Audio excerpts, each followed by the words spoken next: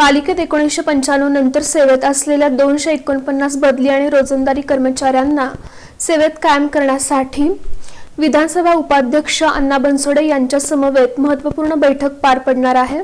महापालिकेतील 1995 नंतर सेवेत असलेल्या 249 बदली आणि रोजंदारी कर्मचाऱ्यांना कायम करण्याविषयी राष्ट्रवादी काँग्रेसचे उपाध्यक्ष तथा पालिकेतील माजी गटनेते आनंद चंदनशिवे यांनी सुरुवातीपासून विशेष पुढाकार घेतला होता। विविध स्तरावर हा प्रश्न मार्गी लावण्यासाठी सातत्याने त्यांनी आपले प्रयत्न चालू ठेवले। कोणत्याही परिस्थितीत या 249 कर्मचाऱ्यांना न्याय मिळवून देऊ अशी भूमिका त्यांनी घेतली होती। लोकशाही मार्गाने हा प्रश्न मांडताना प्रसंगी आंदोलनाची भूमिका देखील घेण्यात आली होती। दुसरीकडे सरकार दरबारी आपली आग्रही मागणी त्यांनी लावून धरलेली होती। आनंद चंदनशिवे यांच्या या प्रयत्नांना आता यश येताना दिसत आहे।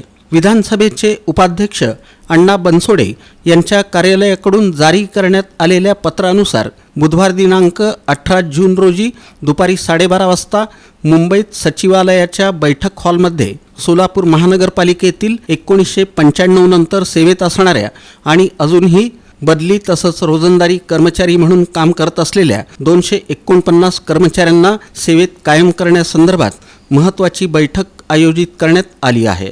मुंबईत पार पडणाऱ्या या बैठकीला विधानसभेचे उपाध्यक्ष अण्णा बनसोडे हे स्वतः उपस्थित राहणार आहेत। शिवाय याचबरोबर नगर विकास विभागाचे प्रधान सचिव त्याचप्रमाणे पालिका आयुक्त डॉक्टर सचिन ओंबासे आणि ज्यांनी या प्रश्नासाठी पाठपुरावा कायम राखला असे आनंद चंदनशिवे यांना बैठकीसाठी निमंत्रित करण्यात आला आहे। कोल्हापूर महानगरपालिका निर्णयानुसार सोलापूर महानगरपालिकेतील 1995 नंतर सेवेत असणाऱ्या 249 बदली आणि रोजंदारी कर्मचाऱ्यांना सेवेत कायम करण्याचा विषय या महत्त्वपूर्ण बैठकीत घेण्यात आला आहे। बैठकीचं स्वरूप पाहता यातून निश्चितच ठोस निर्णयाची मोठी अपेक्षा आहे।